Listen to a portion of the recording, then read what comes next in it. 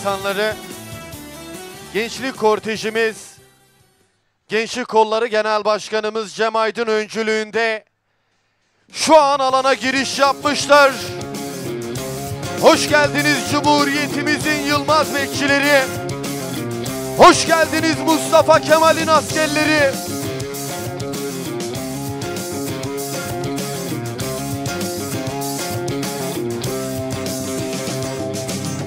Hadi durma, hadi kalk ayağa.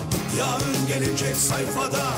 Gençliğin ve cesaretinle umudunu sakın bırakma. Ne saray ne han ne de saltanat. Hayatta en güzel özgür yaşamak.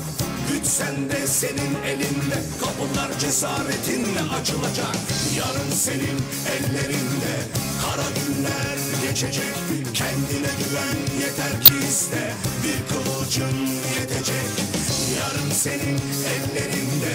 Kara günler geçecek.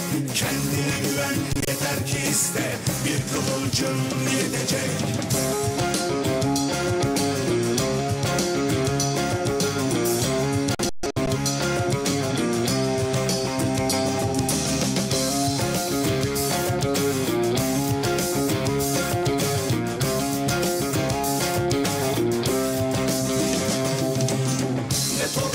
Ne de mülakat, tek gerçek var o da liyakat. Kazanırsın kaybettiğini, adil düzene tam sadakat. Cumhuriyet taçlanacak, demokrasi ve özgürlükle. Gençliğine güven, geleceği kur, gitmek yok hiçbir yere.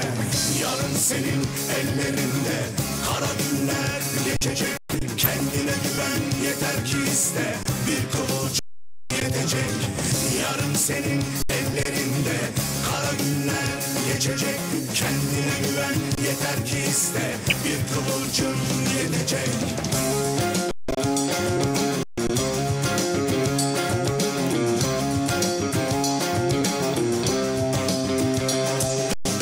Yarın senin ellerinde, kara günler. Kendine güven, yeter ki iste, bir kıvılcım yetecek. Yarın senin ellerinde, kara günler geçecek. Kendine güven, yeter ki iste, bir kıvılcım yetecek. Yarın senin ellerinde, kara günler geçecek. Kendine güven, yeter ki iste, bir kıvılcım yetecek. Yarın senin ellerinde, kara günler geçecek. Kendine güven, yeter ki iste, bir kıvılcım yetecek. Kendine güven, kendine güven, kendine güven, yeter ki iste.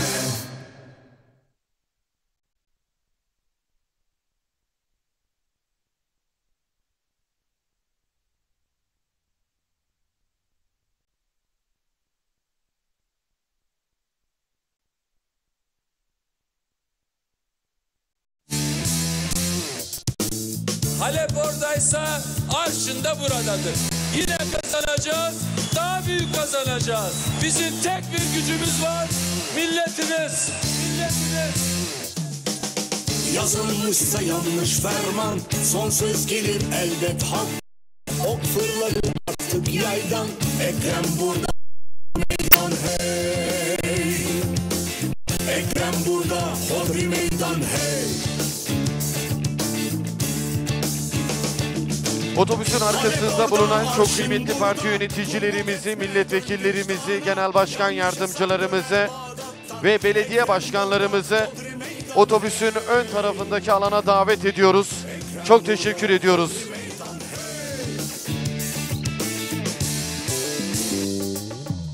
Haksızlığa dilsiz şeytan, olmayız korkarız haktan.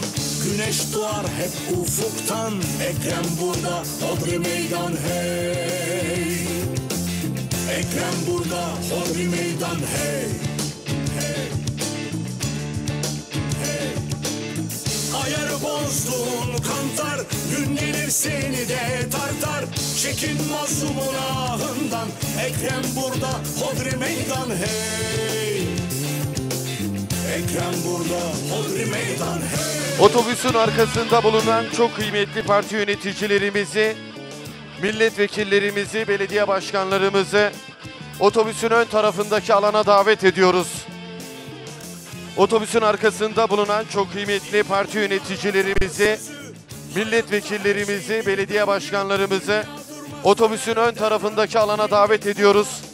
Çok teşekkür ediyoruz efendim. Millet burada, hodri meydan hey.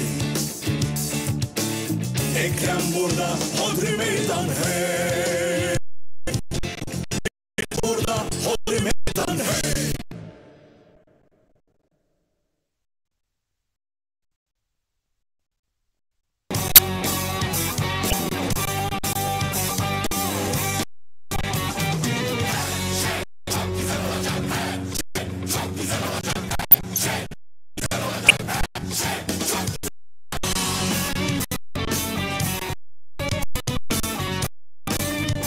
Merhabalar Bahçelievlerin güzel insanı. Bu ne güzel Bahçelievler. 50. tarlasına çevirmişsiniz. İyi ki varsınız. İyi ki buradasınız. Haksızlıklara, hukuksuzluklara karşı demokrasi için, adalet için, barış için, kardeşlik için, özgür ve güzel bir Türkiye için Bahçelievler'de gerçekleştirdiğimiz millet iradesine sahip Türkiye'yle hoş geldiniz.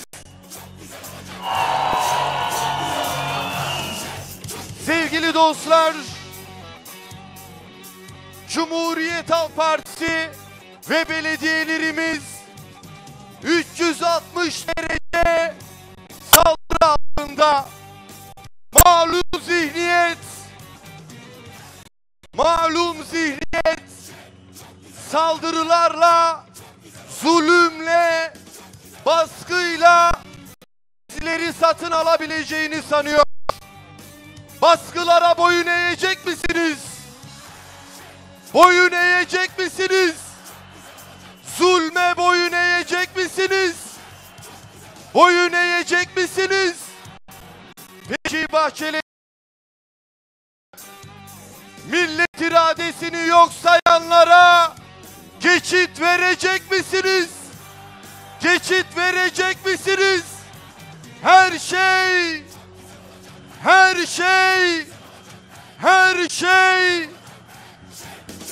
Bahçelievlerin güzel insanları,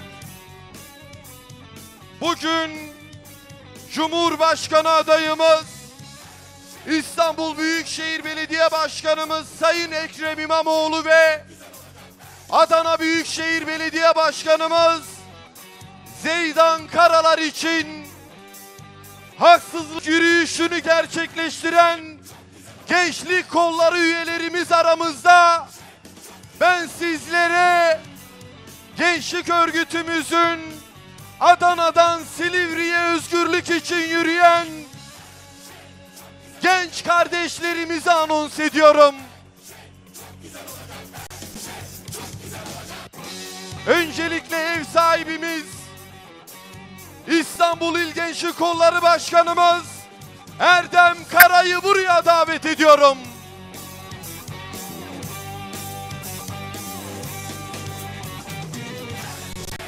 Gençlik Kolları Genel Başkanımız Cem Aydın'ı buraya davet ediyorum.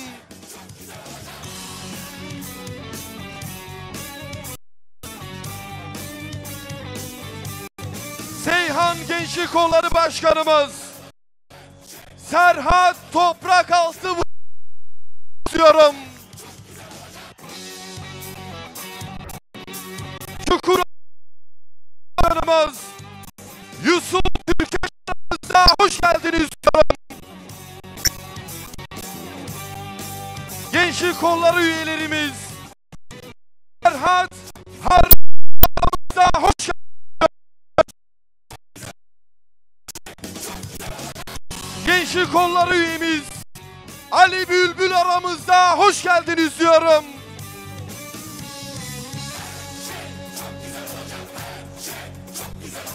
Gençlik Kolları üyemiz Sezgin Doğan Tümur aramızda hoş geldiniz diyorum. Gençlik Kolları üyemiz Nihat'la aramızda hoş geldiniz diyorum. Gençlik Kolları üyemiz Emre Tel aramızda hoş geldiniz diyorum. Gençlik Kolları üyemiz Ahmet Dayanan aramızda hoş geldiniz diyorum. Gençlik Kolları üyemiz Ulaş Atış aramızda hoş geldiniz diyorum. Adana'dan Silivri'ye özgürlük yürüyüşünü gerçekleştiren Adana Gençlik Kollarımız sizleri, Gençlik Kolları Genel Başkanımız Cem Aydın, İstanbul İl Gençlik Kolları Başkanımız Erdem Kara'yla birlikte sevgiyle, saygıyla selamlıyor.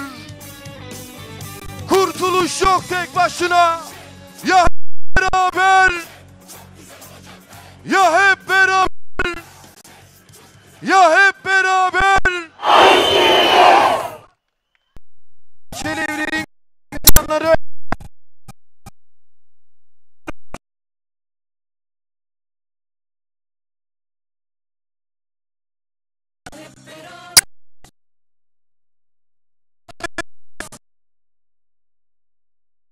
Şehir Belediye Başkanımız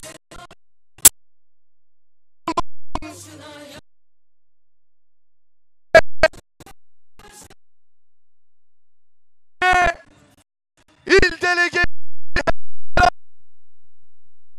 getirdiği Cumhur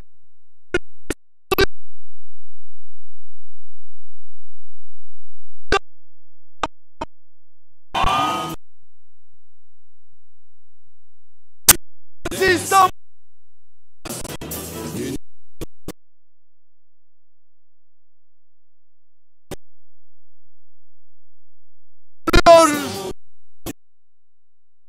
göstermiş oldu. Teşekkür ediyor.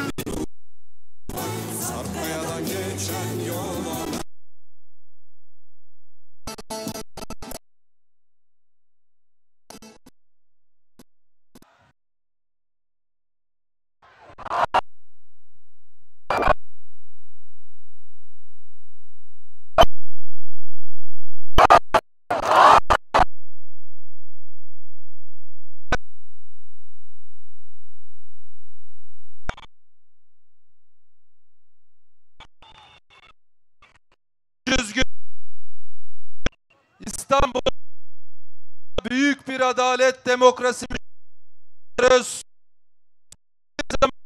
Zamanlarda bizi yalnız bıraktınız. Adı için, özgürlük için, dolduranlara teşekkür ediyorum. İyi ki varsınız.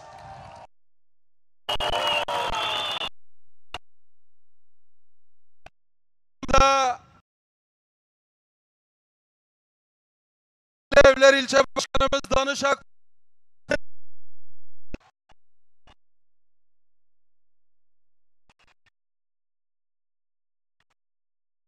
Bahçe, ben ekmeğimi burada kazanıyorum. Başkanlığı yaptım. Yöneticilik yaptım. Evlerin her sokağında izin var.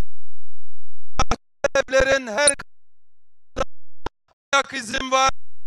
Bugün burada evlerde sizlerle bir arada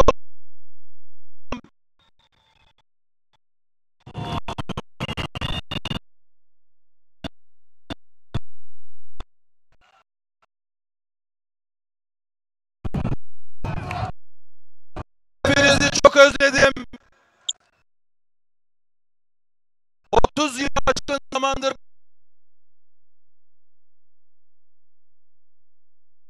bir adam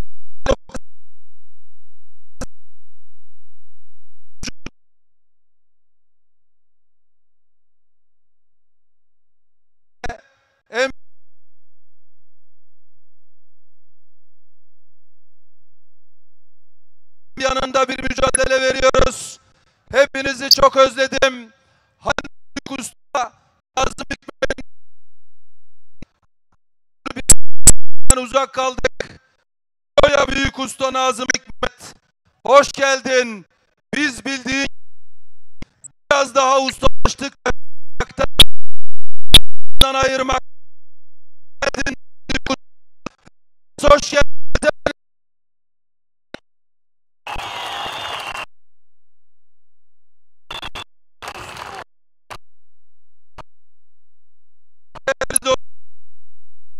Burada benim komşularım var. Bugün 16 milyon il başkanlığı yapacağım. Bunu önce Cumhuriyet'e, Gazi Mustafa Kemal Atatürk'e, sonra da Bahçeli'de büyük.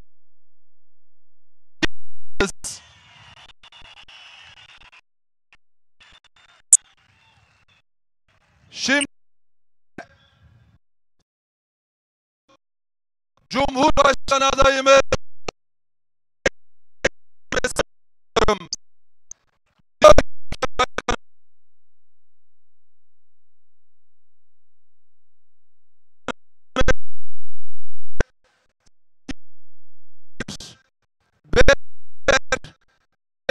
yürekli gençler, başımın tacı çocuk, Silivri'den Bahçeli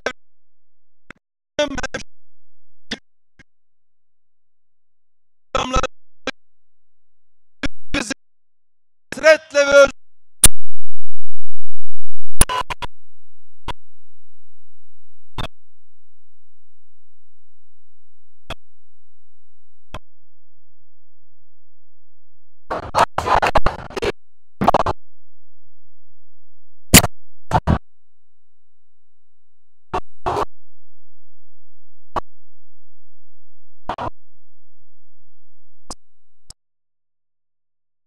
2019'dan bu yana siyasi İstanbul örneklerin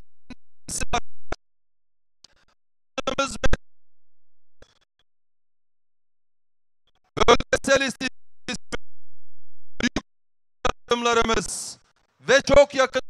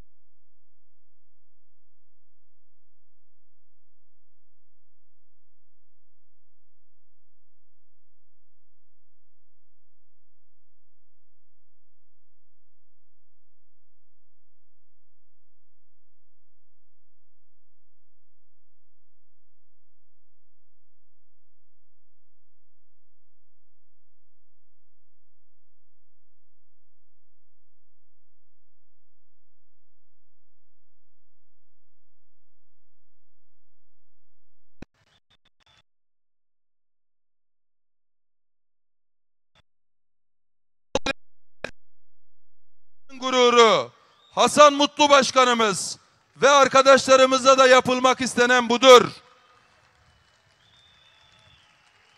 30 yıl sonra halkçı ve icraatçı belediyecilikle tanıştırdığımız Bayrampaşalıların gönlünde taht kurmuş Hasan Başkanımız baskıya, şantaja, tehdide boyun eğmediği için bu hukuksuz operasyona maruz kalmıştır.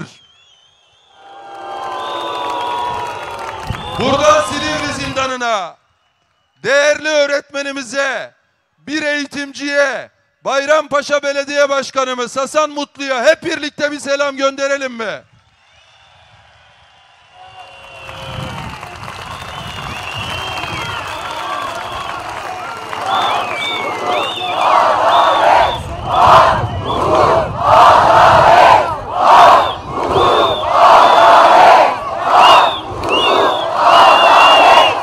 Ne kadar çabalarlarsa çabalasınlar, kendisini milletin iradesinin üstünde görenlerin kirli akıllarıyla milli iradenin temsilcilerine diz çöktürmeye çalışanların önünde boyun eğmeyeceğiz. Ne bu milletin temsilcileri geri adım atacak, ne de bu aziz milletimiz geri adım atacak diyor Ekrem Başkanımız.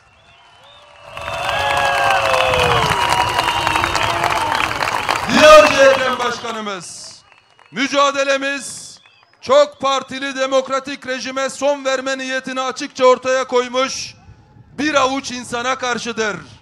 Mücadelemiz 86 milyonun demokrasi, adalet ve hürriyet mücadelesidir. Mücadelemiz herkesin hak ettiği gelire ve yaşam standartlarına kavuştuğu, emeğinin, yatırımının karşılığını aldığı, kendini güvende ve güvencede hissettiği bir Türkiye'yi kurma mücadelesidir. Bu mücadelede duraklamaya, ayrışmaya yer yoktur. Durursak, duraklarsak, bölünürsek, ayrışırsak milletçe tüm tarihsel kazanımlarımızı yitirir, çok büyük bir yıkımla baş başa kalırız diyor Ekrem Başkanımız. İşte onun için bugünkü mücadele azim ve kararlılığımızı dalga dalga büyütmeye devam edeceğiz. Ülkemize adaleti, hürriyeti ve refaha getirene kadar asla durmayacağız. Milletime inancım, güvenim sonsuzdur. Sizleri çok seviyorum. Değerinizi bilin, kendinize güvenin. Kim ne planlar, ne kumpaslar kurarsa kursun, son sözü siz söyleyeceksiniz. Bu ülkenin geleceği sizinle aydınlanacak. Umut sizdedir, umut millettedir. Her şey çok güzel olacak. Her şey, her şey. Ekrem İmamoğlu, Silivri zindanı. Ekrem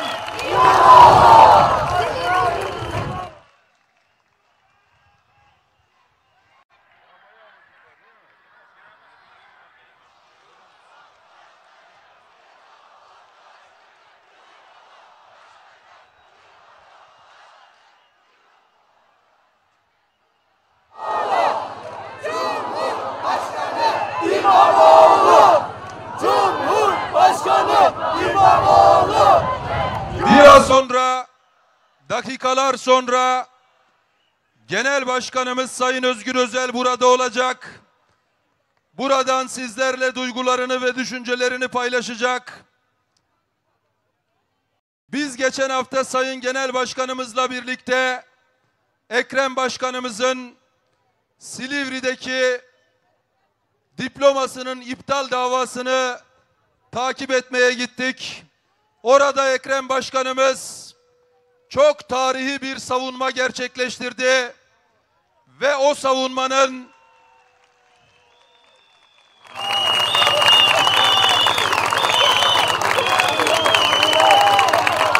o zaman buradan hep birlikte Ekrem Başkanımıza güçlü bir selam gönderelim mi Silivri zindanına?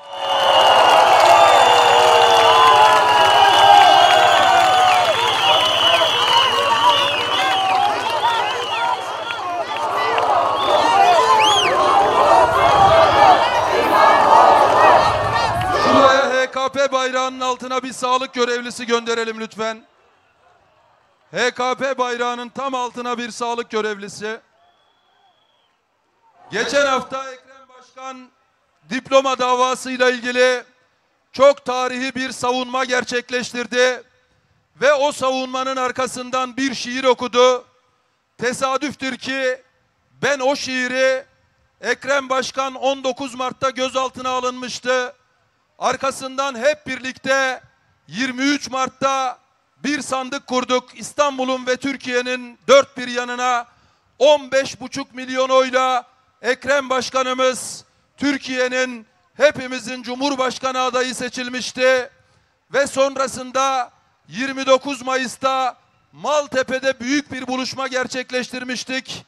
O buluşmada bu şiiri okumuştum. Sonradan öğrendim. Yayınlanan bir kitapta Ekrem Başkan'ın en sevdiği 2 şiirden bir tanesiymiş bu şiir. Ekrem Başkanımız geçtiğimiz hafta gerçekleşen duruşmada sözlerini o şiirle sonlandırdı. Bu bir umut şiiri. Şimdi buradan umudu Silivri zindanına, oradan da Anadolu'nun dört bir yanına hep birlikte gönderelim mi? Diyor ki şair, öyle yıkma kendini, öyle mahzun, öyle garip. Nerede olursan ol, içeride sırada, derste sırada, yürü üstüne üstüne, tükür yüzüne celladın, fırsatçının, fesatçının, hainin, dayan kitap ile, dayan iş ile, tırnak ile, diş ile, umut ile, sevda ile, düş ile, dayan rüsva etme beni. Gör nasıl yeniden yaratılırım namuslu genç ellerinle. Kızlarım, oğullarım var gelecekte. Her biri vazgeçilmez cihan parçası. Kaç bin yıllık hasretimin koncası. Gözlerinden öperim. Bir umudum sende. Anlıyor musun? Umut Bahçeli Evler Meydanı'ndadır. Umut İstanbul'un meydanlarındadır. Sevgili dostlar, umut korku duvarlarını aşağı aşağı gelen gençlerin cesaretindedir. Umut hayatın her alanında eşitlik mücadelesi veren kadınlardadır. Umut alın çizgileri her gün derinleşen emeklilerimizdedir. Umut tekeri döndüren, madeni delen işçinin nasırlı ellerindedir. Umut kalemini satmayan onurlu gazetecilerin, akademisyenlerin düşüncelerindedir. Umut Genel Başkanımız Sayın Özgür Özel'in Türkiye'de verdiği büyük mücadelededir. Ve umut dostlar, Silivri zindanında her şey çok güzel olacak diyen bir yiğidin güzel Türkiye hayallerindedir. Umut Silivri zindanında her şey çok güzel olacak diyen bir yiğidin güzel Türkiye hayallerindedir. Her şey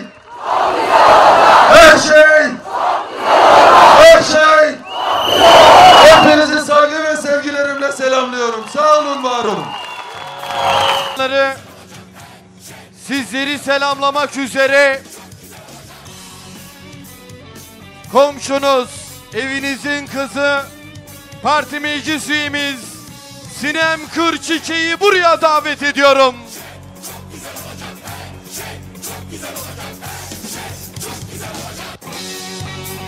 Parti meclis üyemiz Sinem Kırçiçek sizleri sevgiyle, saygıyla selamlıyor. Sizleri selamlamak üzere komşunuz, evinizin oğlu, parti meclis üyemiz Berkay Gezgin'i buraya davet ediyorum. Parti meclis üyemiz Berkay Gezgin sizleri sevgiyle, saygıyla selamlıyor. Dakikalar sonra sizlerle duygularını paylaşacaklar. Bu alandaki kırlangıç bayrakların toplanmasını rica ediyoruz. Ancak Türk bayraklarımız dimdik havada duracak. Bir de orada Filistin bayrağımız var. Filistin bayrağını da dimdik havada tutacağız.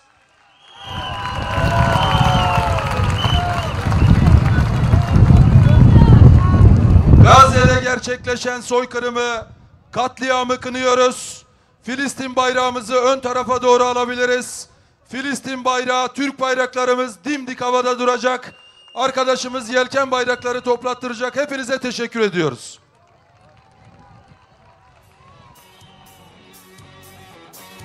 Sizleri selamlamak üzere. Sizler onu çok yakından tanıyorsunuz. Ablanız, kız kardeşiniz, Cumhurbaşkanı adayımız, İstanbul Büyükşehir Belediye Başkanımız Ekrem İmamoğlu'nun kıymetli eşi Dilek Kaya İmamoğlu selamlıyor sizleri. Ekrem Başkanımızın kıymetli eşi Dilek Kaya İmamoğlu sizleri sevgiyle, saygıyla selamlıyor. İlginize, sevginize teşekkür ediyor.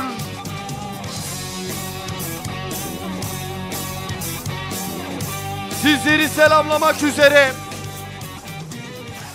Ekrem Başkanımızın emaneti, İstanbul'umuza gözü gibi bakan İstanbul Büyükşehir Belediye Başkan Vekilimiz Nuri Aslan aramızda. Hoş geldiniz diyorum. İstanbul Büyükşehir Belediye Başkan Vekilimiz Nuri Aslan sizleri sevgiyle, saygıyla selamlıyor. Bahçelievler'in güzel insanları şimdi sizleri selamlamak üzere bizleri hiçbir zaman yalnız bırakmayan önceki genel başkanımızdan Hikmet Çetin sizleri sevgiyle, saygıyla selamlıyor. İlginize, sevginize teşekkür ediyor.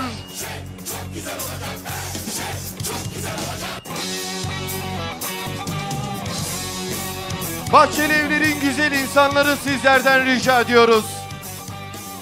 Ellerinde yelken bayrağı olan kıymetli dostlarımızın yelken bayraklarını indirmelerini önemli rica ediyoruz. Biraz önce Sayın İl Başkanımız da rica etti. Herkes indirsin. Rica ediyoruz. Çok teşekkür ediyoruz. Bahçelievler'in güzel insanları Cumhuriyet Halk Partisi Genel Başkanımız Sayın Özgür Özel'in liderliğinde iktidara yürüyor. İktidar yolculuğunda Genel Başkanımız Sayın Özgür Özel'e yol arkadaşı olacak mısınız? Olacak mısınız? Olacak mısınız?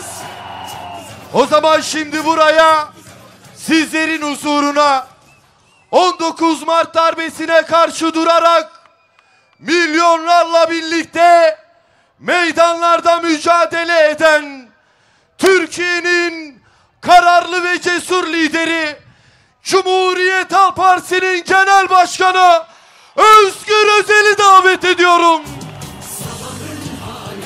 Türkiye İttifakı'nın mimarı, umudumuz, Genel Başkanımız Sayın Özgür Özel sizleri sevgiyle, saygıyla selamlıyor.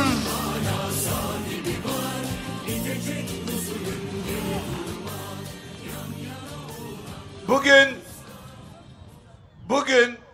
Yarımada'ya koşanlar, Saraçhane'yi dolduranlar, kayyımı püskürtenler, hesapları bozanlar 55. kez eyleme gelmişler, Bahçelievler'e gelmişler, hoş gelmişler.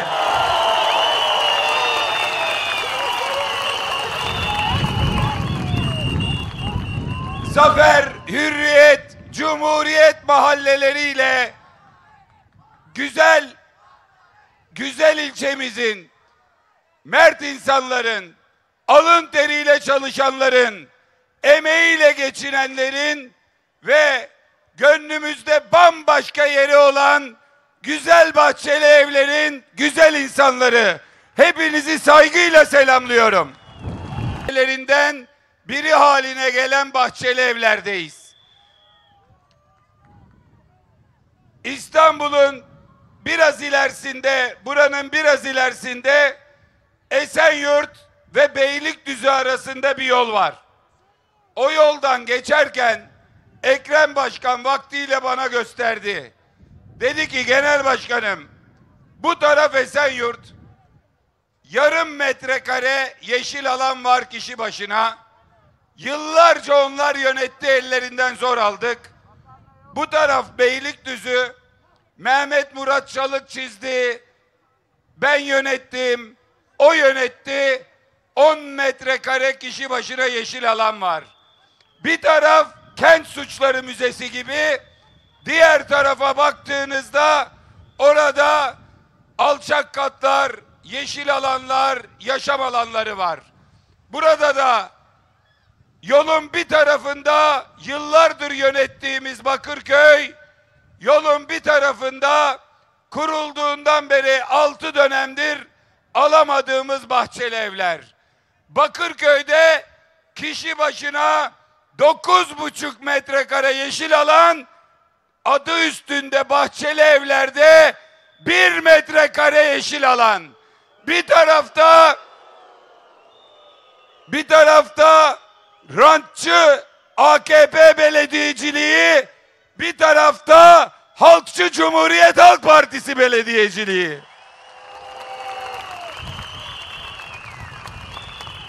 Evet, 6 dönemdir kazanamadık ama Bahçeli Evler'e hiç suç bulmadık.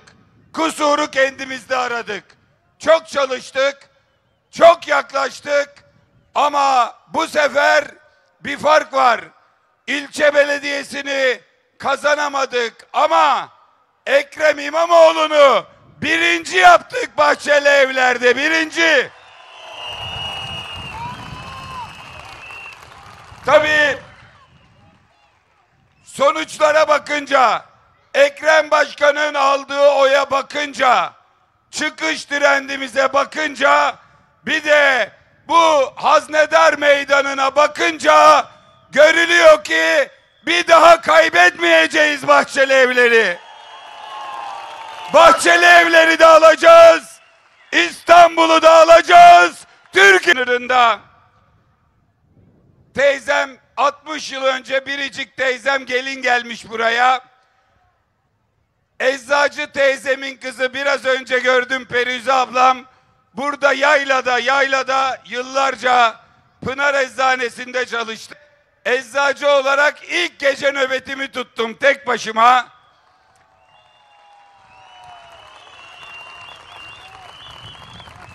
Öbür tarafta da olsa Bosna'dan, Selanik'ten çok akrabam var Bahçeli Evler'de, bu meydanda. O yüzden bu kalabalıkla ben de gurur duyuyorum ama ne kadar gurur duysa az olur, sizin evladınız Özgür Çelik'in ilçesindeyiz.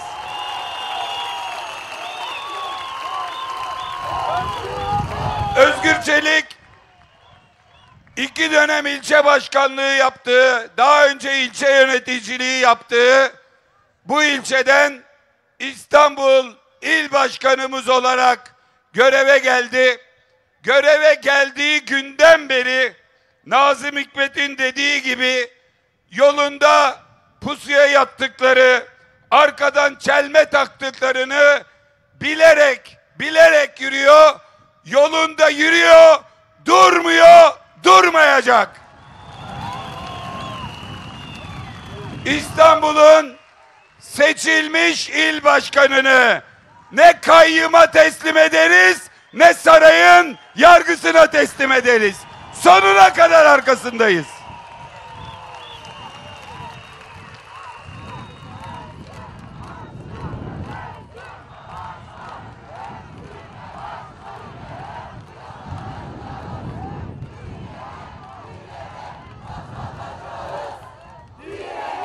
Tabii Bahçeli Evler bizimle anılınca ilçe başkanımız burada, kadın kolları, gençlik kolları, örgüt burada ama bir de öbür tarafı var işin. Bahçeli Evler Belediyesi. Biliyorsunuz Aziz İhsan Aktaş adında bir iftiracı,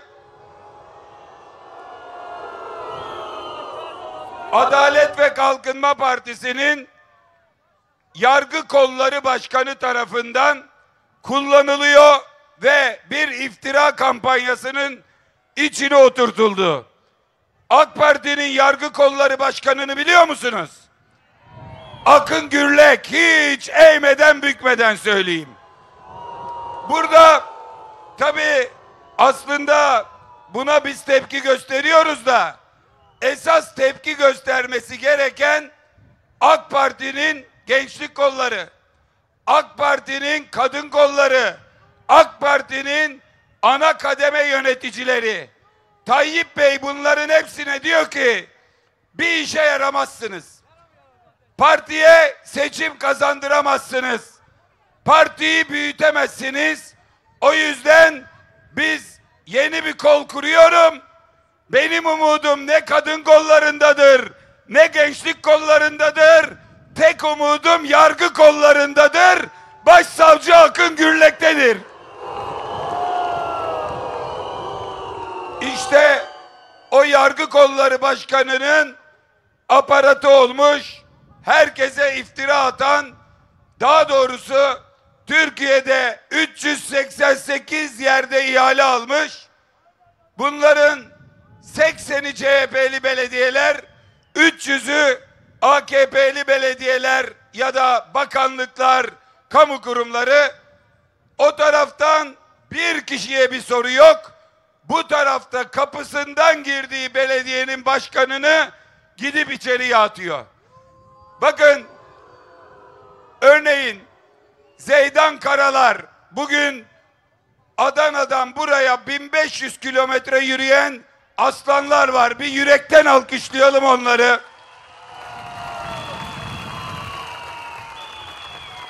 Ön tarafa gelsenize. Cimicim çeksin sizi. Oradan mı görüneceğiz? Gelin gelin. Geçebiliyorlarsa şöyle Cimicip de gelsin. O 9 tane aslan parçasını bir göstersin, yayına alsın. Nereden geliyorlar? Kuvvetli alkışlarınızla Zeydan Karalar'ın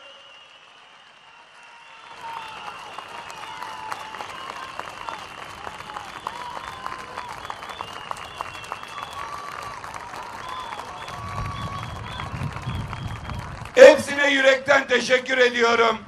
Koca yürekli gençler, Adana gibi koca yürekli insanlar hepsi. Zeydan Başkan 12 yıl önce belediyeyi, ilçe belediyesi Seyhan'ı AK Parti'den almış. Aldığı sırada bir ihale varmış. Normal ödemeler yapılmış. Günü gelince bitmiş, bir daha da iş verilmemiş.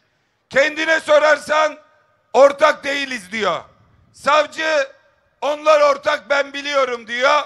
Güya Aziz İhsan Aktaş'ın ortağı 12 yıl önce Zeydan Karalar'dan ödeme almış. Onun için Zeydan Karalar içeride yatıyor. Ama Bahçeli Evler'in belediye başkanı daha geçen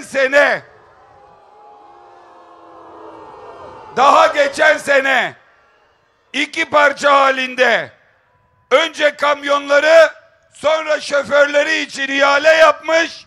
Toplam 843 milyonluk ihale vermiş. Hakan Efendi'ye dönüp de soran yok. Yazıklar olsun böyle ikiyüzlülüğü. Buradan açık söylüyorum. Eğer Zeydan Karalar ya da Avcılar Belediye Başkanım gencecik kardeşim Utku Caner Çaykara ya da Gazi Osman Paşa'da biricik gencecik kardeşim Hakan Bahçetepe bunların ifadesiyle hapiste yatıyorsa Bahçeli Evler Belediye Başkanı'nın 50 kere müebbet alması lazım. 50 kere müebbet alması lazım.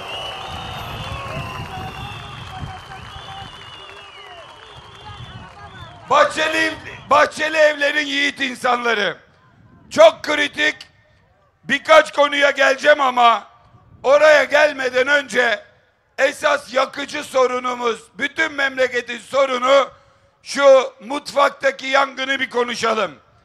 Çünkü bozuk düzende sağlam çark olmaz. AK Parti öyle bir kara düzen getirdi ki artık kimsenin dayanacak gücü kalmadı. Ben meydan meydan geziyorum. Meydanlara soruyorum. Erdoğan sizi seviyor mu diye. Seviyor mu? Niye? Çünkü fakiriz diyor. Bu ilk vallahi nerede çıktı tam bilmiyorum. Bayburt'ta olabilir. Böyle AK Parti'nin güçlü olduğu bir yerde. Erdoğan'ı seviyorsunuz mu dedim. O sizi seviyor mu dedim. Hayır. Niye dedim. Bağırdı birisi. Fakiriz biz dedi. Erdoğan fakir sevmez. Erdoğan zengin sever. Ama bir bakalım Erdoğan'ın durumuna. Dur abim. Dur. Konuyla ne alakası var şimdi onun? Uyumsuz. Dur. Dur. Konuyla alakası yok. Şimdi başka bir şeye bakıyoruz. Oraya gelince ben sana bakacağım. Tamam mı? Ben de seni çok seviyorum. Miting, hatip ve seyircisiyle bir bütündür. Uyum içinde davran. Türkiye'de resmi yoksulluk sınırı 88 bin lira. Evine 88 bin liradan az girenler bir el kaldırsın göreyim. Meydana bak. Meydan boşuna fakiriz diye bağırmıyor. 88 bin lira yoksulluk sınırı, bütün Türkiye'de durum aşağı yukarı aynı.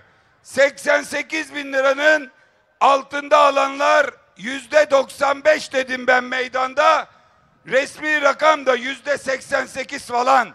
Memleketin %88'i bu sınırın altında maaş alıyor. Evine öyle bir gelir giriyor. Bakın, Erdoğan 88 bin liradan az alanı ya da 22 bin lira asgari ücret alanı ya da 16.200 lira emekli maaşı alanı sevmiyor. Ama 700 milyar lira zenginlerin vergisini sildi bu sene. 700 milyar lira kesinleşmiş vergi. Yani alacak cebine koyacak parayı almam diyor. Senin cebinde kalsın, hazineye girmesin diyor. Bu sene toplam daha doğrusu kur korumalı mevduatta 2,5 trilyon lira para aktardı. Hepimizin cebinden alıp zenginlerin cebine koydu. Bu yılın ilk 7 ayında 1,5 trilyon lira sadece faizi ödedi. Bu ödediği paraların her birisi emekli maaşını asgari ücret yapalım diyorum ya. Hayır diyor. Onun için olan lazım paranın 100 katını buraya harcıyor. Asgari ücreti 30 bin lira yapalım diyoruz. Hayır diyor. O paranın 120 katını buraya harcıyor. Ya da köylülerin bütün borçlarını silelim diyoruz. Hayır diyor. O paranın 100 katını buralara harcıyor. Sadece asgari ücretliye zam verirken bir seferde 3 kasık birden atıyor. Normal enflasyon değil, TÜİK'i takip ediyor. TÜİK'in gerçekleşen enflasyonunu değil, hedeflenen enflasyonu veriyor. Ülke büyüdü diyor, büyümeden pay vermiyor ve asgari ücretliyi 22 bin lirada, emekliyi 16 bin lirada tutuyor. İnadına bakın kızıyor. Geçen gün yine diyor ki elinde diyor hesap makinesi varken bilmem neyi hesapla diyor. Ben onu çıldırtmak için Türkiye'nin neresindeysem Trabzon, Rize, Artvin, Urfa, Manisa, Edirne. Nerede olursam bir kuyumcu dükkanı gördüm mü giriyorum. Hesap makinesini çeviriyorum. Diyorum ki her hesap şaşar ama altın hesabı şaşmaz. Doğru mu? Bakın, Erdoğan geldiğinde 2002'de en düşük memur maaşı 14,5 çeyrek altın alıyormuş. Bugün 5,5 çeyrek altın alıyor. Arada 9 çeyrek altın memurda kayıp. Erdoğan geldiğinde asgari ücret 7 çeyrek altın alıyormuş. Şimdi 2,5 çeyrek altın alıyor. Asgari ücretlinin cebinden 4,5 çeyrek altın kayıp. En düşük emekli maaşı 2002'de 8 çeyrek altın alırmış. Şimdi sadece 2 çeyrek alıyor. En büyük hasar emeklide. Bugün 2 çeyrek altın alan maaş Erdoğan'dan önce 8 çeyrek alıyormuş. Basit hesap. 16 bin lira yerine Erdoğan olmasaydı 65 bin lira maaş alıyor olacaktı emekliler. Şimdi buradan bütün emeklilere, bütün asgari ücretlilere soruyorum.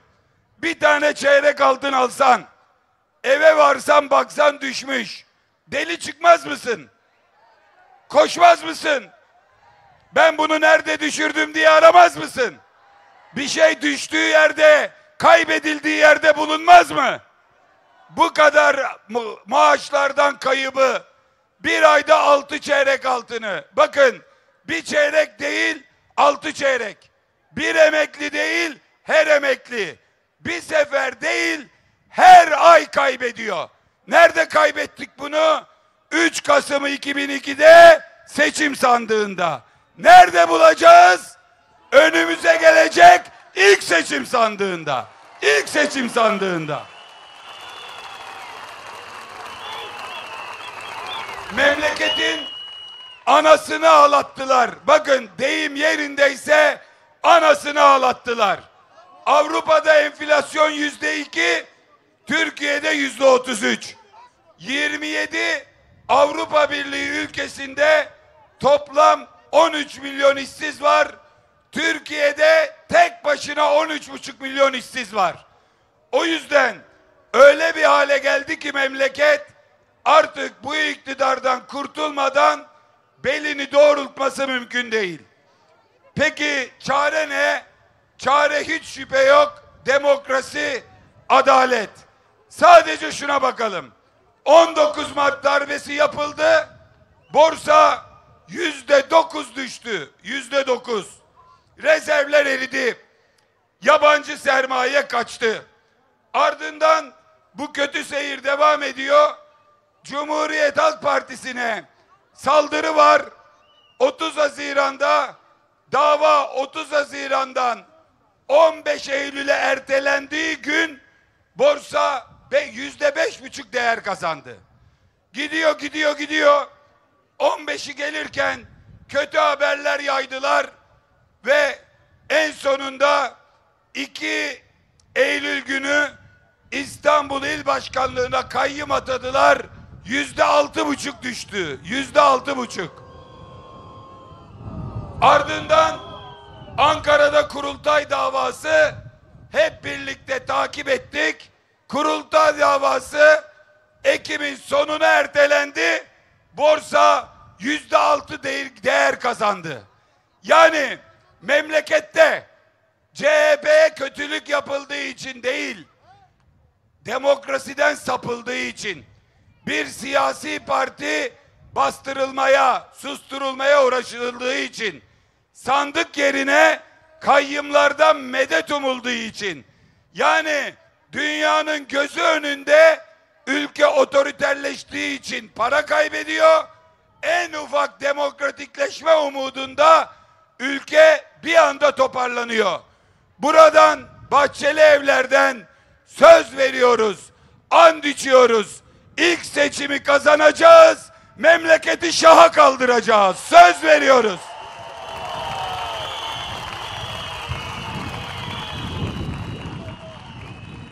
Şundan emin olun.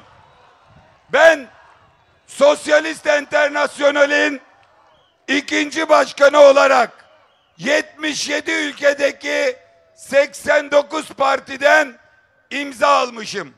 Cumhuriyet Halk Partisi Türkiye'de iktidara gelip de Avrupa Birliği'ne tam üyelik yürüyüşünü başlatınca biz bunu destekleyeceğiz ve en büyük destekçisi olacağız diyor. Ben size şunun sözünü veriyorum. İktidara geleceğiz. Gençler, size söz olsun. Yasaksız Türkiye, vizesiz Avrupa olacak.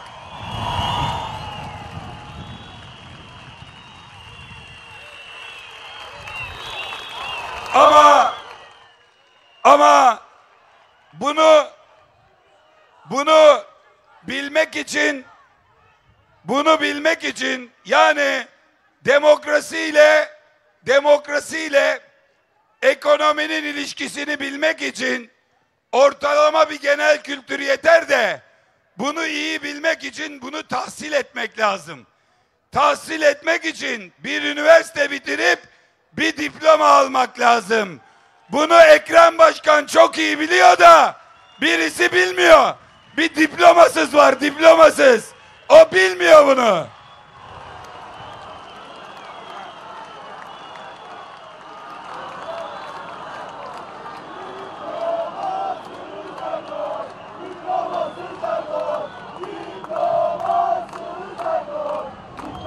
Bir müsaade edin. Şurada bir grup çok tatlı genç var. 3 kere yanlış yerde bu slogana girdiler. Bu sefer onlar başlatsın, hep beraber söyleyelim. Buyur. Diplomasız.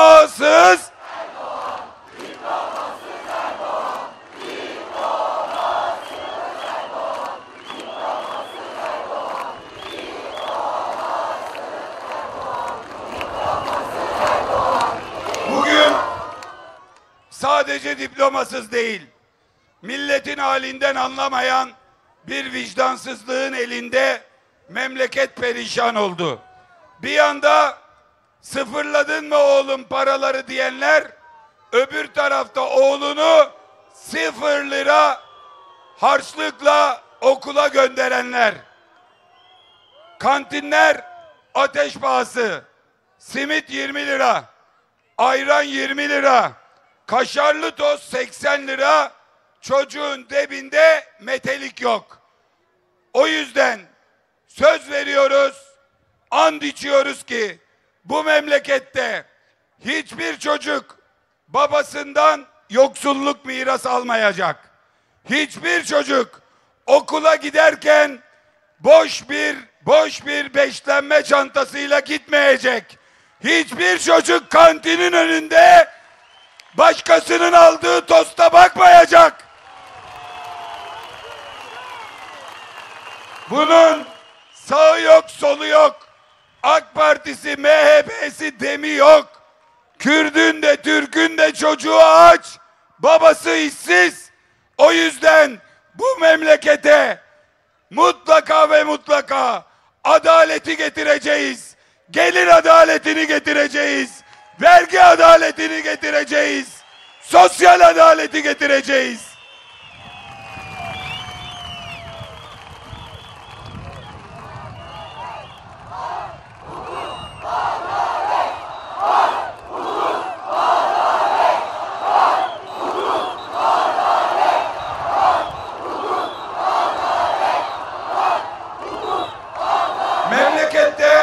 Memlekette belediye başkanlarımız içeride, örneğin Beyoğlu Belediye Başkanı. Beyoğlu'nun zengini kadar zengininden çok fakiri var genel başkanım diyor. Hanımefendinin biri geldi de aradan, biz emekli kafede açılış yapıyorduk. Sebiller için teşekkür ederim dedi. Anlamadım ben. Dedim ki ne oldu başkan, ne diyor? Dedi ki Beyoğlu'nun, inan başkan, Beyoğlu'nun dedi zengininden çok fakiri var. Zil çalıyor, çocuklar teneffüse çıkıyor, parası olan şişe suyunu dikiyor, parası olmayan gidiyor tuvalette çeşmeye dayanıyor. Sen ne yaptın? Başkanım dedi, bütün okullara gittim, arıtma cihazlı su sebilleri taktım, Zenginin çocuğu da aynı suyu içiyor, fakirin çocuğu da aynı suyu içiyor. Ben bunu örnek proje yaptık. Bütün Türkiye'ye dağıttık. Örneğin Tuzla'da Eren Ali geçen hafta dedi ki tüm okulların bitti genel başkanım dedi. Ama bazı okul müdürü korkuyor.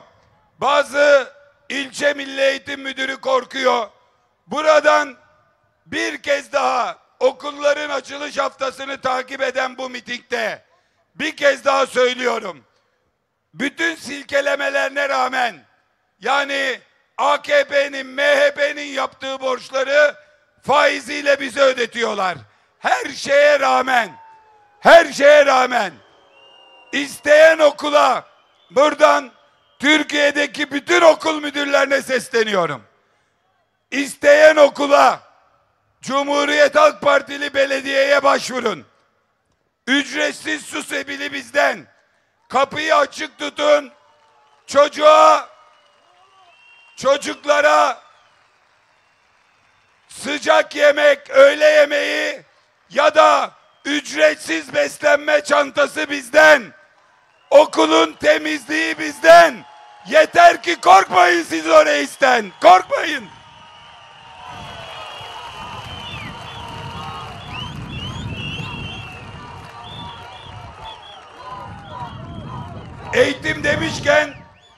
Eğitim demişken tabii kaliteli eğitim meselemiz var.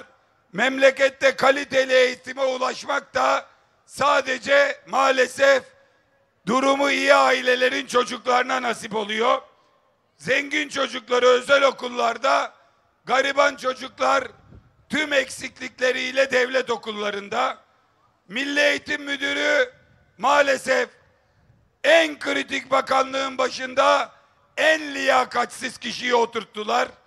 Cemaatlerle işbirliği yapıp devletin parasını pulunu çarçur etmenin peşinde.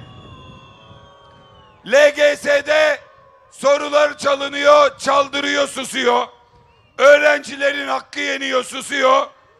Ve şimdi de çıkmış vatandaşla alay eder gibi diyor ki 600 bin liraya bile özel okul var. Oraya versin çocuğunu diyor. Şimdi bu Yusuf Tekin geçenlerde millete geri zekalı dedi ya, şöyle dedi: geri zekalıyı anlatır gibi anlatıyorum, yine anlamıyorlar. Şimdi müsaadenizle ben Yusuf Tekin'i anlatır gibi anlatacağım.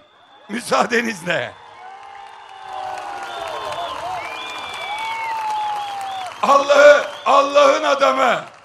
Allah'ın adamı, hasbelkader Milli Eğitim Bakanı, bu memlekette asgari ücretin bir yıllık toplamı 265 bin lira. Yani bir asgari ücretli o dediğin okula öğrenci yollamak için 2,5 yıl çalışması lazım. Memurlar için diyorsan en düşük memur maaşını bir yıl biriktirsen 570 bin lira oluyor. Yani bir memur bir yıllık maaşıyla çocuğun bırak servisini, yemeğini, kırtasiyesini, giyimini, sadece okul ücretini bile ödeyemiyor. Milletin aklıyla alay eden Yusuf Tekin'e anlatarak söylüyorum. Bu memlekette kaliteli, ucuz, temiz, ücretsiz eğitim CHP iktidarıyla mümkün. Başka bir şeyle değil.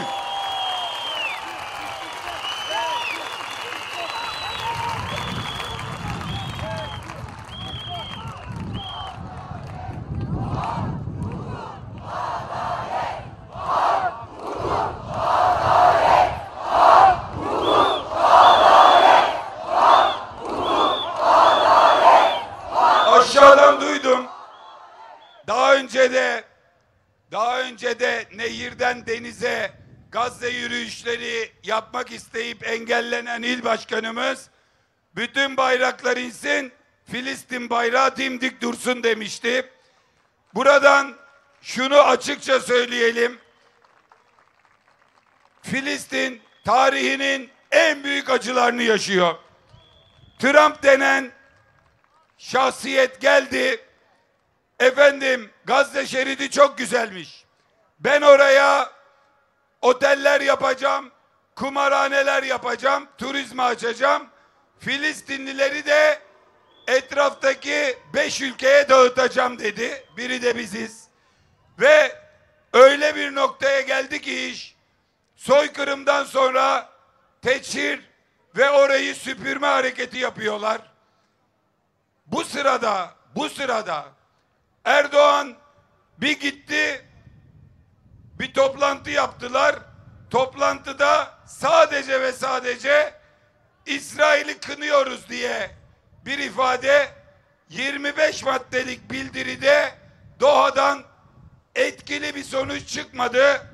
Ama Erdoğan Filistin meselesinde Netanyahu'ya laf söyler gibi yapıp işin esas hamisi Trump'a ağzını açmıyor. Trump'ın meselesi oraya kumarhane yapmak değil. Önündeki hidrokarbon yatakları. Orada Avrupa'ya 100 yıl yetecek doğal gaz var. Oraya da sulanıyor. Kıbrıs'ın arka tarafına da sulanıyor. Bütün hesabını buna göre yapıyor. Bunun için bütün Gazze'yi boşaltıyor, soykırım yapıyor. Ama bizimki ne yapıyor? Ağzını açıp da Trump'a bir kelime söylemediği gibi, bakın buradan açıklıyorum. Daha geçen hafta cumartesi günü İstanbul'da Dolmabahçe'deki çalışma ofisinde ismini gizleyerek Trump'ın oğlu Junior Trump'ı ağırlıyor. Onunla pazarlığa tutuşuyor. İş adamı yazmışlar. İsmini yazmıyorlar ziyarete. İş adamı yazmışlar. Filistin kan ağlarken Trump'ın oğluyla lobi şirketleri üzerinden iş tutuyorlar. Filistin'deki kardeşlerimizi yalnız bırakıp Filistin'i Trump'a terk ediyorlar. Buradan Erdoğan'a sesleniyorum bir kez daha. Meclisi topladık. Bildiri çıkardık. Kürsüden çağrı yaptım. Düş dedim önümüze. Gelin girelim kol kola. Bütün partilerin liderleri hep birlikte gidelim Filistin'e dedim. Tık yok. Ben Cumhuriyet Halk Partisi'nin genel başkanı olarak Karaoğlan Ecevit'in Yasser Arafat'a omuz verdiği yerdeyim. Ben Deniz Gezmiş ve arkadaşlarının Filistin Kurtuluş Örgütü'ne sahip çıktığı yerdeyim. Sen neredesin Erdoğan? Sen neredesin? Filistin yanıyor, sen neredesin?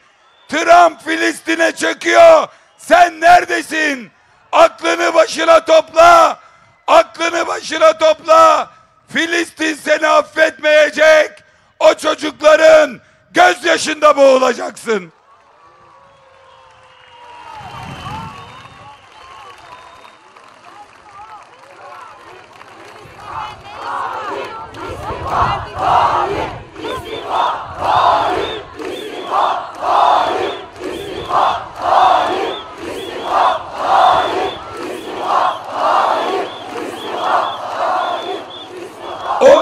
Mart darbesinin üstünden tam 182 gün geçti. 182 gün sonra buradayız. Aslında önce size sorayım, sonra cevabı ben de söyleyeceğim. 182 günde suç var mı? Delil var mı? İddianame? Yargılama? Ne var? Yargısız infaz var. Ama ben düşündüm, taşındım, itiraf etmeye karar verdim. Sizinle aynı fikirde değilim. Bu Ekrem İmamoğlu'nun suçu var, kabul ediyorum diyor ya. Ekrem'in suçunu kabul et, git Ankara'da otur. Ekrem İmamoğlu'nun suçunu kabul ediyorum. Ekrem İmamoğlu üst üste 4 kez Recep Tayyip Erdoğan'ı yenme suçunu işlemiştir. Ekrem İmamoğlu'nun tutukluluk gerekçesi ıslah olmaması, aynı suçu işlemeyi kafaya koymuş, ona kararlı şekilde ilerliyor olmasıdır. Bugün kendisinin yanındaydım. Başkanların yanındaydım. Her birinin ayrı ayrı selamları, sevgileri var. Bir de bizi İzmir'den izleyen canımız Mehmet Murat Çalık'ımız var. Onu da Cuma günü ziyaret edeceğim. Mehmet Murat Çalık'ın talebi üzerine Ekrem Başkan ve bütün arkadaşlarımız için kendisi gibi Maçkalı olan birinden Allah gani gani rahmet eylesin, Volkan Konak'tan bir yiğidim aslanım yapalım mı? Yakın bakalım ışıkları, yakın bakalım ışıkları. Buyurunuz efendim, buyurunuz. Bahçeli Evler'den bütün siyasi tutsaklara, bütün arkadaşlarımıza gidiyor. Ne bir haram yediler, ne bir cana kıydılar. Onlar bizim yiğitlerimiz, aslanlarımızlar. Arıdan sızıdan tutmaz elleri.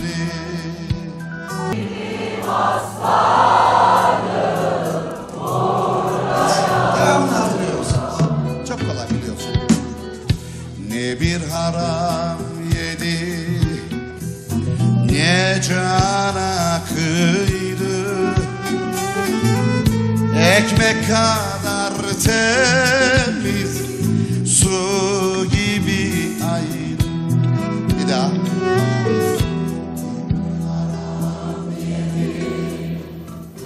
Ne cana kıydı, ekmek kadar temiz, su gibi. Hiç kimse duymadan, hiç kimse duymadan güllerdi. Koro. Yiğidim aslanım burada yatıyor. Hiç kimse duymadan hükümler girdi. Kısa bir ara veriyoruz. Koroyu da bozmayın. Ara olsa da biz de söylemeye devam edelim.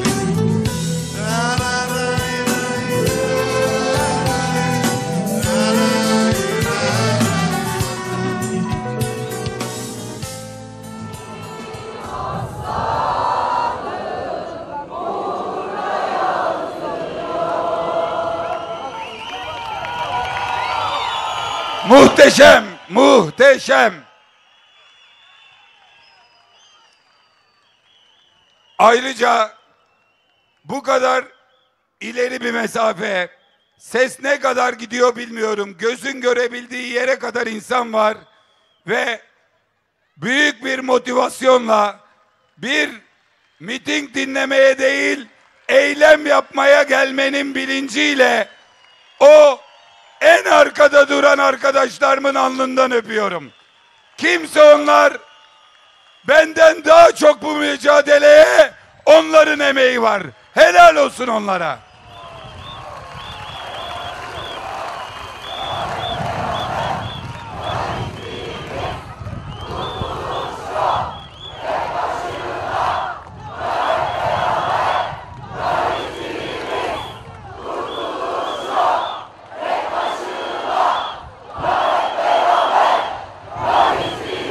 Sesiniz nereye gitti biliyor musunuz?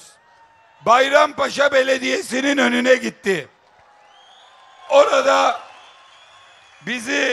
bizi şimdi orada ekrandan izleyen Bayrampaşa'nın iradesine, seçilmiş belediye başkanına, belediye meclis üyelerine sahip çıkmak için orada bulunanlar var. Bayrampaşa'ya bir kuvvetli dayanışma alkışı önce.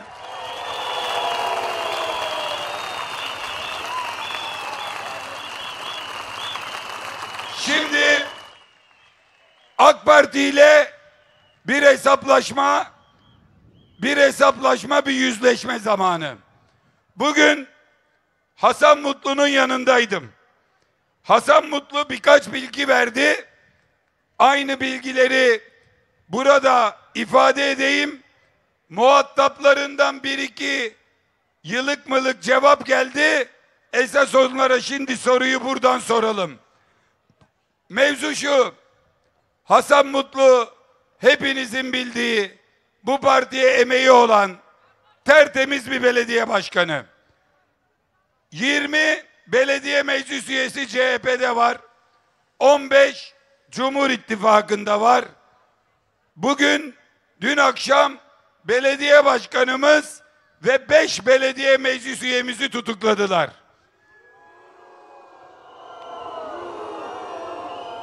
İki tane de bağımsız vardı. Şimdi o dengeleri değiştirmek için bizim arkadaşlarımızı tutuklamak marifetiyle Bayrampaşa Belediyesi'ne çökmek istiyorlar.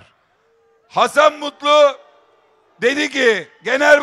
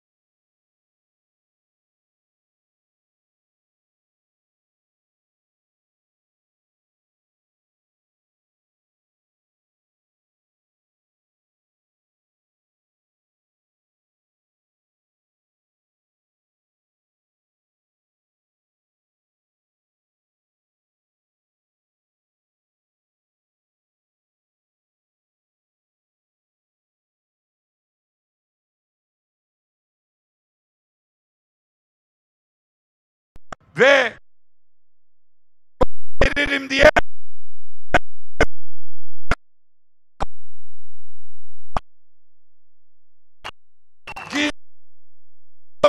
savcıya veririm diye AK Parti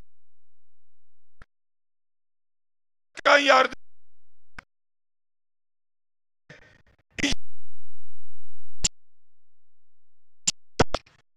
yardımcınız olan ve çağrıldığımda ifade veririm diyen Kaan Yürür. Hadi bakalım. Hadi.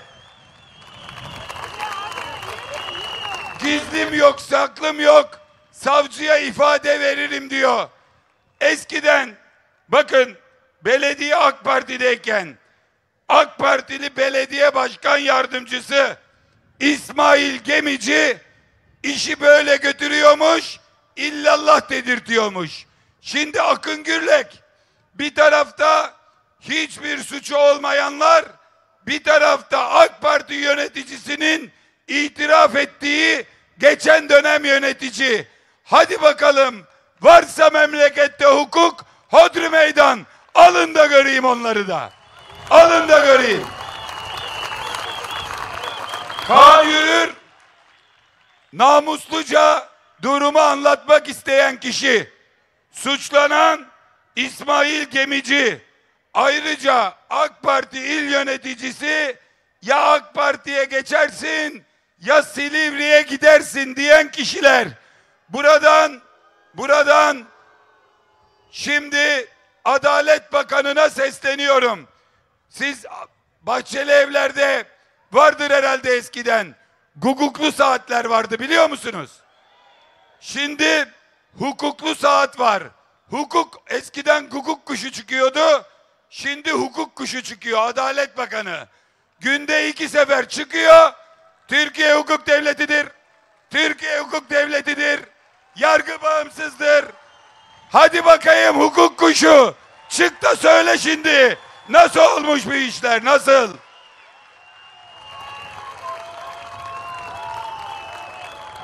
Hukuk kuşumuz Adalet Bakanımız Yılmaz Tunç. Çık bakalım yine söyle. Yargı bağımsızdır de. Bu burada bitmiyor arkadaşlar. En önemli kısmına geldik.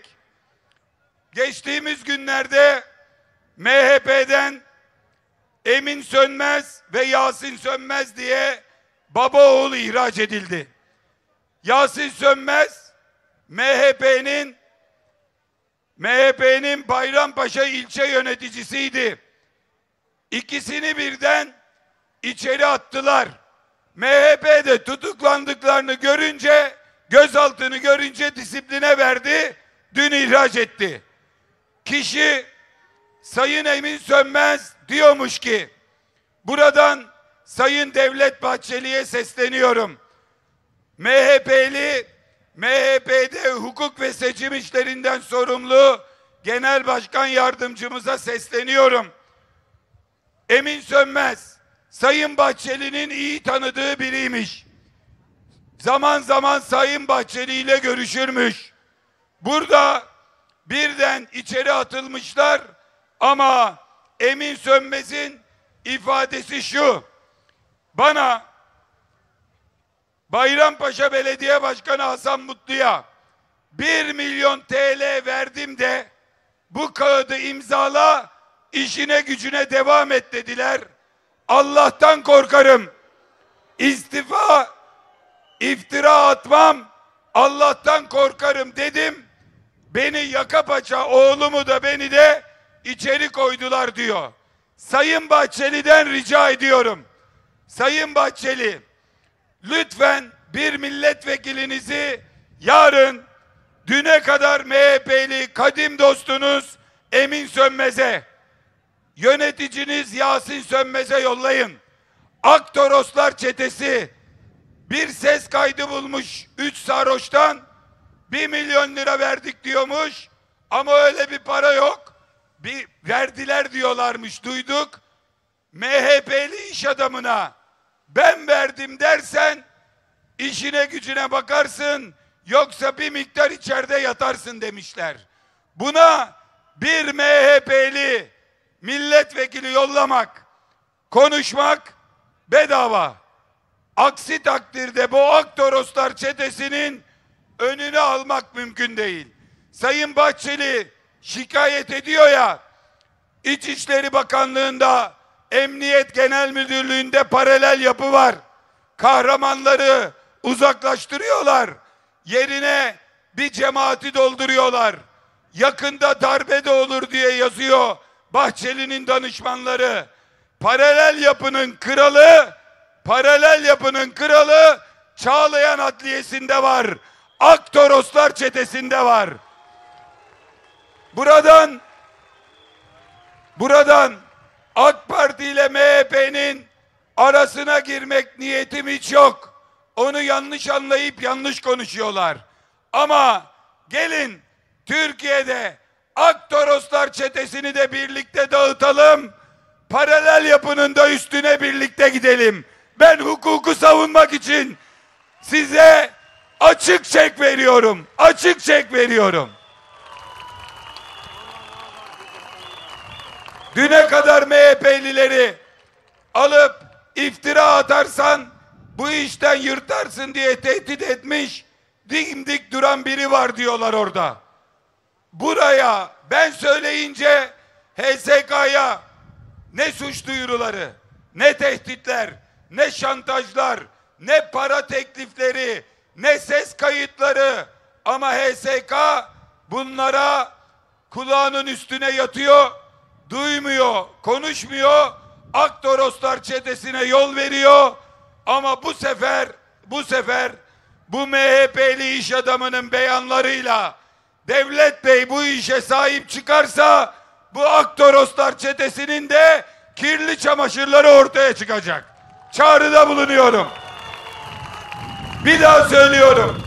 Devlet Bey'den, MHP'den siyasi bir beklentim yok. Ama İçişleri Bakanlığı'ndaki rezalete de, Çağlayan'daki rezalete de Türk milleti adına el koymak için açık çek veriyorum.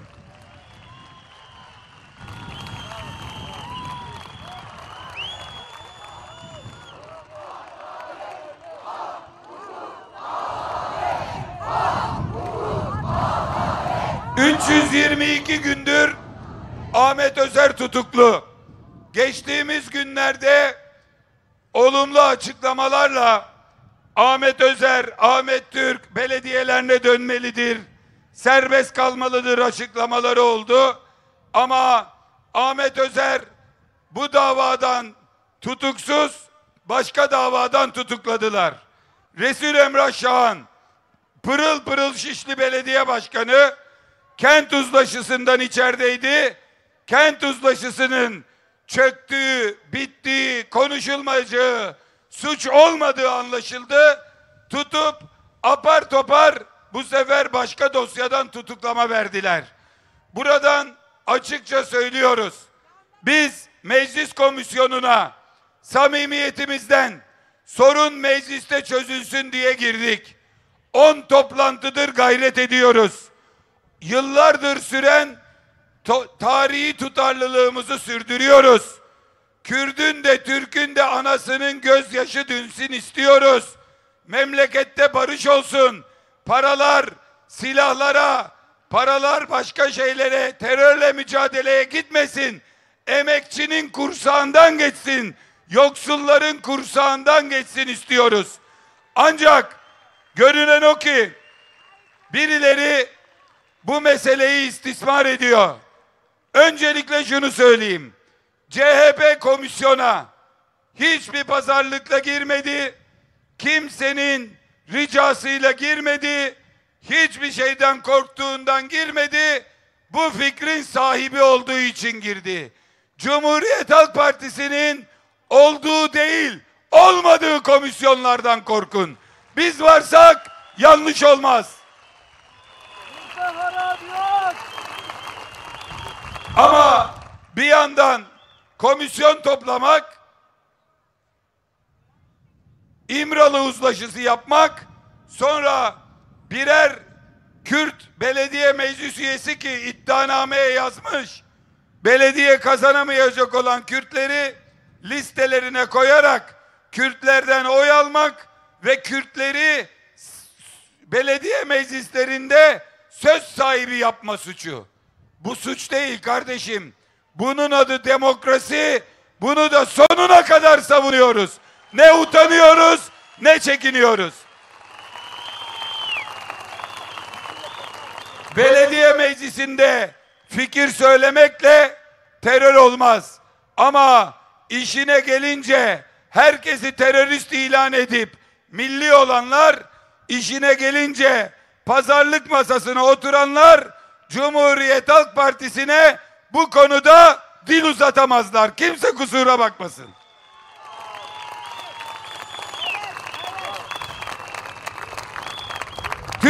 Tüm zorluklara rağmen aramızda en gencimiz Hikmet Çetin de var.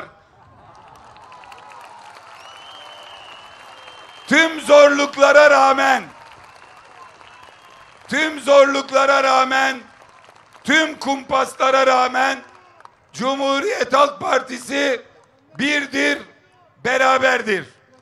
21'inde Ankara'da, son kurultayda ortadan ikiye ayrılmış gibi görünen, birbirinden yarıştığı ve şimdi de olunca sanki çatışacakları söylenen delegelerin tamamı tek vücut olmuştur. Partiye karşı saldırıda 1,5 günde 1000'in üzerinde imza noterden yollanmıştır. 196 İstanbul delegesi, 60 parti meclisi, yüksek disiplin, doğal delegeleri çıkarınca zaten sayı 1000'in biraz üzerindedir. Neredeyse tüm delegeler partilerine sahip çıkmıştır. Son seçimde İstanbul'da iki taraf yarıştı. Neredeyse 300-300. O seçimin galibi az bir farkla sizin evladınız Özgür Çelik'ti. Bugün delegelerin 560 tanesi omuz omuza verdi. Özgür Çelik'e ve partisine sahip çıkıyor. Bu yüzden söylemekten onur duyduğum, gurur duyduğum konu. Birileri sarayda plan yapa dursun. Birileri Çağlayan'da ayarladığı hakime tam gününde başvuru yaptırıp parti üzerinde hesap yapa dursun. Birileri kayyımlık hesabı yapsınlar. Birileri kayyımcılık oynasınlar. Cumhuriyet Halk Partisi tüm üyeleriyle, milletvekilleriyle, yöneticileriyle, eskileriyle, yenileriyle, yaşlılarıyla, gençleriyle o kol kola, omuz omuza hep beraber iktidara yürümektedir.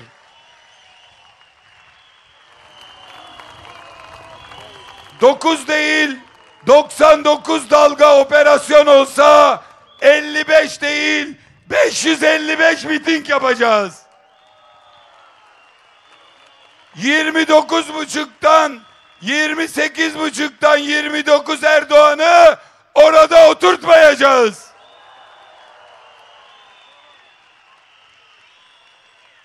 Yüz yıl önce olduğu gibi hiçbir zorluğu kendimize engel görmeyerek, hiçbir şeyden korkmayarak, var gücümüzle bir kez daha memleketi yoksulluktan kurtarmak için, bir kez daha memleketi esaretten, tek adam rejiminden kurtarmak için, gençlere yasaksız bir Türkiye, vizesiz bir Avrupa, yasakların yasak olduğu bir ülke hediye etmek için kararlılıkla yürüyoruz.